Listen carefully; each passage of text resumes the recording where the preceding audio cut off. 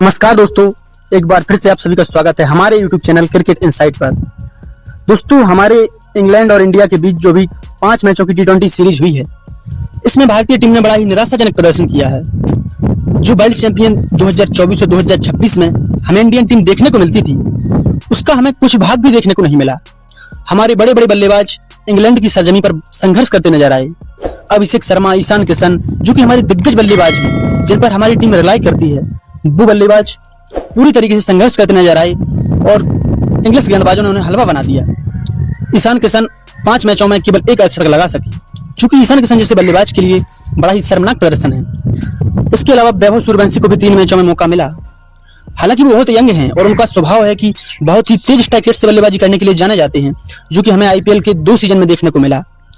और मैं ये नहीं कहता कि उसके पास टैलेंट नहीं है या मैच्योरिटी नहीं है, ये बात है कि मैच्योर उतना नहीं है, पर टैलेंट की कोई कमी नहीं है।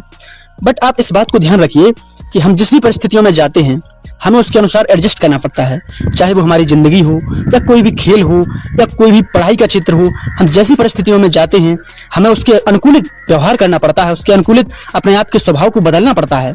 जैसे ऑस्ट्रेलिया में गेंद बहुत ही बाउंस करती है और इंग्लैंड में गेंद बहुत ही स्विंग करती है, तो आपके पास ये ऑप्शन नहीं है कि आप हर गेंद पर बल्ला घुमाएं।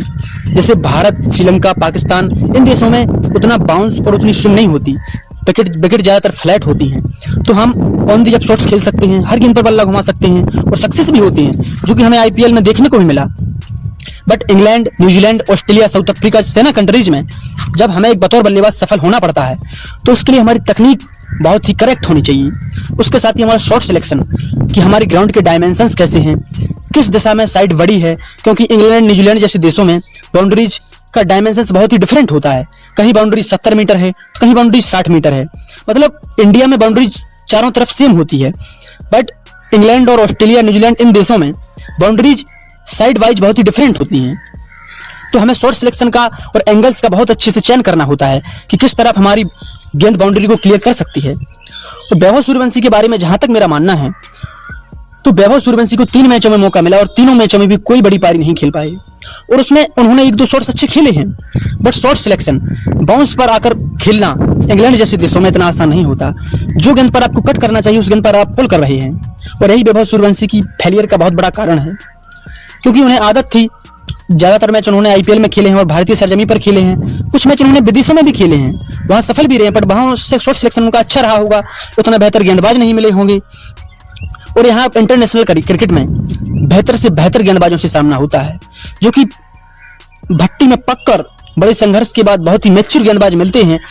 तो आपको भी अपनी पूरी ताकत, पूरी सूझबूझ और पूरी मैच्योरिटी से बल्लेबाजी करनी पड़ती है। और वैभव ने गेंदों को लपेटा, उस तरीके से सही सिलेक्शन ठीक नहीं हुआ और वैभव का फेलियर सामने आया। बट वैभव के पास अभी पर्याप्त समय है, 15 साल का लड़का है, अभी 16 साल की उम्र भी पूरी नहीं की है। सचिन तेंदुलकर से कम उम्र में भी डेब्यू कर चुका है, अभी उसके पास पर्याप्त समय है। बट पृथ्वी शॉ जैसा हाल ना हो जाए, इसलिए जितने भी मौके मिलें उनको कन्वर्ट करने का प्रयास करना चाहिए। चाहे वो कोई भी बल्लेबाज हो, क्रिकेट एक ऐसा फील्ड है जहां अर्श से फर्श पर आने में समय नहीं लगता। पृथ्वी शॉ एक ऐसा बल्लेबाज जिसे अगला सचिन तेंदुलकर माना जाता था, वो लाइमलाइट के चक्कर में, पैसे की चकाचौंध में ना फिटनेस पर ध्यान दिया, ना अपने खेल पर ध्यान दिया, और आज ये समय है कि आईपीएल में भी अनसोल्ड चले जाते हैं। इस साल हालांकि दिल्ली कैपिटल्स ने उन्हें 75 लाख की बेस प्राइस में खरीदा था, बट एक भी मैच खेलने का मौका नहीं मिला। तो बताओ, जब पृथ्वी शॉ जैसा टैलेंटेड बल्लेबाज एक मौके के लिए तरस रहा है, तो यहाँ आईपीएल या क्रिकेट में कोई भी निश्चित नहीं है, ये किसी के बात की बापोती नहीं है। यहाँ जो अच्छा खेलता है उसे मौका मिलता है, उसी का नाम होता है। तो इसलिए वैभव के लिए मेरी यही सलाह है कि आप परिस्थितियों के हिसाब से बैटिंग करें, जहां जैसी पिच हो, पिच को सूझबूझ के साथ खेलें, उसके हिसाब से अपने आप को ढालें और अपनी बल्लेबाजी को अंजाम दें। क्योंकि आप हर पिच पर एक जैसा इंटेंट नहीं दिखा सकते, हर पिच की एक अलग क्वालिटी होती है। जैसे अपन श्रीलंका में जाते हैं तो वहाँ बहुत ही स्पिन ट्रैक होती है, वहाँ स्पिन गेंदबाजों को बहुत मदद होती है। ऑस्ट्रेलिया, न्यूजीलैंड, साउथ अफ्रीका तेज गेंदबाजों को बहुत ज्यादा मदद होती है। तो हमें हर एक परिस्थिति के हिसाब से अपनी बल्लेबाजी या गेंदबाजी को बदलना पड़ता है, और जो परिस्थिति के अनुसार अपने आप को नहीं बदलता है वो फ्लॉप हो जाता है। तो मेरी यही सलाह है कि परिस्थितियों के हिसाब से ढालकर, पिच को समझबूझकर, पिच का जायजा लेकर ही बल्लेबाजी की जाए। पहली ही गेंद से बड़ा शॉट खेलने का प्रयास यदि वैभव सूर्यवंशी या कोई भी बल्लेबाज करता है, तो उसमें सफलता के बहुत कम चांस हैं। और इस सीरीज में तो हमारी बल्लेबाजी, गेंदबाजी, फील्डिंग तीनों पहलुओं पर हमें गंभीर विचार विमर्श करने की जरूरत है। न इसमें कोच की गलती है, न इसमें कप्तान की गलती है, इसमें हर एक प्लेयर पर सवाल उठ रहा है। क्योंकि चाहे स्पिनर्स हों या तेज गेंदबाज हों या बैट्समैन हों, तीनों पहलुओं पर हमारा बहुत ही शर्मनाक प्रदर्शन रहा है। अर्शदीप सिंह को छोड़कर हमारे हर तेज गेंदबाज ने बहुत ही साधारण गेंदबाजी की है। हम केवल जसप्रीत बुमराह पर कब तक रिलाई करेंगे? जसप्रीत बुमराह जिंदगी भर तो खेल नहीं सकती। एक समय बाद ऐसा आएगा कि जसप्रीत बुमराह संन्यास ले लेंगे। तो हमारे पास ऐसे बेंच स्ट्रेंथ तो होना चाहिए कि जसप्रीत बुमराह के बिना भी हम मैचेस जीत सकें। प्रसिद्ध कृष्णा, हर्षित राणा, ये ऐसे गेंदबाज हैं जो कभी भी रन दे जाते हैं। प्रेशर सिचुएशन में क्या करना है, प्रेशर को कैसे एब्जॉर्ब करना है, इनके पास वो एबिलिटी है ही नहीं। जैसे हमारे पास टॉप क्वालिटी के स्पिनर्स रहे हैं पहले, कुलदीप यादव और युजवेंद्र चहल, जिनके दम पर हमने हर एक देश में जाकर टीमों को निस्तेनाबूद किया है। पर चक्रवर्ती जो कि हमारे पुख्ता स्पिनर थे, पिछले एक डेढ़ साल से उनका फॉर्म इतना खराब रहा कि T20 वर्ल्ड कप 2026 और IPL में भी कोई खास छाप ना छोड़ सके और पूरी तरीके से लाइमलाइट से बाहर हो चुके हैं। हालांकि उन्हें बार बार मौका दिया जा रहा है, पर वो अपनी कसौटी पर खड़े नहीं उतर रहे हैं, जो कि उन्हें चयनकर्ताओं की नजर से ओझल कर रहा है। रवि बिश्नोई भी एक मैच में जब 4 ओवर में 49 रनों की जरूरत थी इसी श्रृंखला के दूसरे T20 मैच में, तो एक ओवर में 2 नो बॉल डालकर दोनों नो बॉल की दोनों फ्री हिट पर 2 छक्के लगे और ओवरऑल उस ओवर से 29 रन आए और पूरा मैच इंग्लैंड के पक्ष में चला गया। तो कुछ ऐसे की पॉइंट्स होते हैं जिन पर हमें काम करना होता है। नो डाउट रवि बिश्नोई एक बहुत अच्छा गेंदबाज है, बट उससे अपनी स्ट्रेंथ पर गेंदबाजी करनी चाहिए, अपनी लाइंस को बैरी करना चाहिए, पेस को बैरी करना चाहिए। वो बहुत ही तेज गेंदबाजी करते हैं और एक स्पिनर को अपनी पेस में बैरिएशन करना बहुत ही आवश्यक होता है। और बल्लेबाजों की तो आप पूछो ही मत। इस सीरीज में हमारे बल्लेबाज घुटने टेकते नजर आए, जहां इंग्लिश बल्लेबाज हैरी ब्रुक और फिल सॉल्ट जैसे बल्लेबाजों ने बहुत ही शानदार बल्लेबाजी की, वही हमारे बल्लेबाज घुटने टेकते नजर आए। चाहे वो अभिषेक शर्मा हो, चाहे वो ईशान किशन हो, चाहे वो संजू सैमसन हो, चाहे वो वैभव सूर्यवंशी हो, चाहे वो श्रेयस अय्यर हो। श्रेयस अय्यर ने हालांकि चौथे T20 मैच में 80 रनों की नाबाद अच्छी पारी खेली थी, बट इसके अलावा वो पूरी सीरीज में संघर्ष करते नजर आए। तो हमें इस बात का ध्यान रखना चाहिए कि हम एक वर्ल्ड चैंपियन टीम है और हमें किस तरीके से डोमिनेट करना है, किस तरीके से मैचेस जीतने हैं। क्योंकि आप किस तरीके का क्रिकेट खेल रहे हैं, आपका क्या अंदाज है, उससे ज्यादा मैटर ये करता है कि आप कितने मैचेस जीत रहे हैं, क्योंकि जीत ही आपको आगे ले जाती है।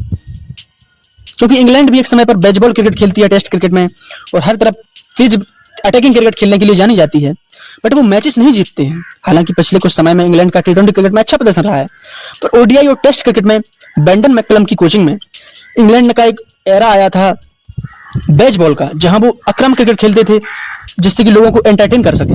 बट जो रूट का एक स्टेटमेंट भी आया था कि हम केवल एंटरटेनमेंट के लिए क्रिकेट नहीं खेल सकते, हमें जीत भी चाहिए। तो वही क्रिकेट सक्सेसफुल है जो कि जीत में तब्दील होती है। इंग्लैंड बहुत ही आक्रामक बल्लेबाजी करती है टेस्ट क्रिकेट में भी, ODI क्रिकेट में भी, पर उनके विकेट बहुत जल्दी जल्दी गिर जाते हैं, बल्लेबाज उतने सफल नहीं हो पाते। तो आक्रामक क्रिकेट खेलें या परंपरागत क्रिकेट खेलें, उससे में कोई फर्क नहीं पड़ता। फर्क इससे पड़ता है कि आपका विनिंग परसेंटेज कितना है। और इस सीरीज में हमारी फील्डिंग भी बहुत ही शर्मनाक रही। 5वां T20 मैच में ही आप देखें बहुत ही आसान से क्रॉस ड्रॉप किए गए। हैरी ब्रुक जब 8 रन पर बल्लेबाजी कर रहे थे तो उनका एक बहुत ही आसान सा कैच शिवम दुबे ने थर्ड मैन पर छोड़ दिया। उसके बाद हैरी ब्रुक ने नाबाद 95 रनों की पारी खेली। तो ये छोटे छोटे पॉइंट्स होते हैं जो हमें पकड़ने पड़ते हैं। अगर इस तरीके का प्रदर्शन हम वर्ल्ड कप जैसे प्लेटफॉर्म पर करते तो क्या हम वर्ल्ड चैंपियन हो पाते? वर्ल्ड कप में हमने बॉलिंग, बैटिंग, फील्डिंग तीनों पहलुओं पर जबरदस्त प्रदर्शन किया, तभी हम 2024 और 2026 में विश्व विजेता बन पाए। तो कुल मिलाकर इस सीरीज में हमारे लिए सीखने को बहुत कुछ है, विचार करने को बहुत कुछ है। देखो, कुछ लोग गौतम गंभीर कोच साहब को ब्लेम कर रहे हैं, तो कुछ लोग श्रेयस अय्यर की कप्तानी पर सवाल उठा रहे हैं। देखो, हर कोचिंग में, हर कैप्टनसी में मैचेस हारते हैं टीमें, मैचेस जीतती हैं, बट एक प्लेयर के दम पर कभी मैच न जीता जाता है। एक प्लेयर के दम पर आप मैच हार जरूर सकते हैं, पर बतौर एक प्लेयर आप मैच जिता नहीं सकते, श्रृंखलाएं आप जिता नहीं सकते, टूर्नामेंट आप एक प्लेयर के दम पर नहीं जीत सकते। बतौर एक टीम, पूरी टीम को अपनी जिम्मेदारी, अपना काम संभालना पड़ता है, और जब एक टीम यूनिट की तरह खेलती है तभी जीत में वो प्रदर्शन तब्दील होता है। इस सीरीज में गेंदबाजी में केवल अर्शदीप लय में दिखे और बल्लेबाजी में केवल श्रेयस अय्यर और थोड़े बहुत रन अभिषेक शर्मा ने बनाए, बट वो कंसिस्टेंसी किसी बल्लेबाज ने ना दिखाई, जिसके बदौलत हम 4-0 से इस सीरीज को हार गए, जो कि हम जैसे इंडियन टीम के लिए बहुत ही शर्मनाक है। तो अभी तो श्रेयस अय्यर का कप्तानी की शुरुआत है, धीरे धीरे और आगे पता चलेगा तो समझ में आएगा कि कप्तानी में ही कोई लूप होल है या खिलाड़ियों में ही वो धार नजर नहीं आ रही। तो इस तरीके से हर एक बल्लेबाज और हर एक गेंदबाज को अपनी ड्यूटी को निभाना पड़ेगा और अपने रोल को समझकर उसके अकॉर्डिंग प्लान्स को एग्जीक्यूट करना पड़ेगा, तभी हम फिर से वो परफॉर्मेंस दे पाएंगे जो कि हमारी डोमिनेटिंग साइड रही है। थैंक यू दोस्तों।